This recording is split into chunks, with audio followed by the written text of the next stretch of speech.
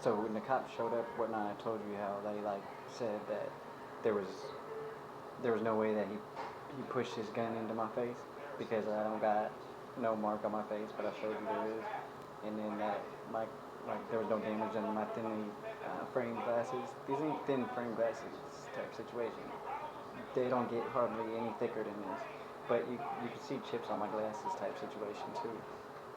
And so, I mean, they're tripping, but when I get there, they ask me, they're like, are you suicidal? And I'm like, I'm autistic. I don't even know how to answer your questions, so I'm kind of just done answering the questions.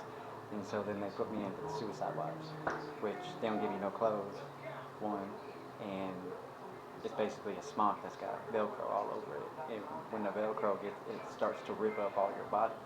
Because, like, when we did MMA, your gloves got Velcro on them, and so you gotta tape them up because it'll fucking rip apart your body. You can fucking cut them up all over the place with the Velcro. And that's what the smock is. And in the bed, when you flipped it over, there was a cord that somebody had pulled out that was from the top to the bottom. And I'm like, if I was suicidal, I could have easily killed myself. But they put me in the suicide watch because I didn't answer their question. They're like, all you had to do was say no, and I'm like, I'm not answering your question.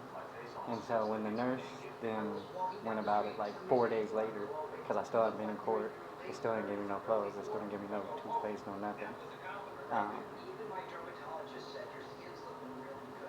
she then gets me switched out of there and into the regular part of the jail. But the regular part of the jail is, I mean, this time it's got toilet paper and it's got soap all over the place. There's way too much soap in all reality. But the one dude was telling me, he's like, yeah, all the floors that are up above us, they're so bad, like full of mold and everything like that, that they really can't even hold anybody up there. But like that part used to be like the girls section, but that's not what it's being housed for right now. It's the dudes. So, but when I was getting moved into court, because it took me 6 days, 7 days to get to court, um, because they had to put me in like a different type of watch and everything like that. When I get to court type situation, when they're processing me through the tunnels and whatnot to go sit in the holding cell before court, there's a bunch of female c.o.s. And one of the chicks is like, everybody gets to go home except for me today. And I'm like, what? And she's like, you just look like the type. And I'm like, that's messed up. So, well, that's like really messed up.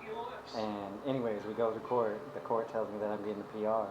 But then they say that there's another accusation being made against me, but that the people that like were the witnesses and whatnot, they have proved that their accusation is false, and so that one's getting dismissed. But I had to go through it the next day, and then that's when I finally got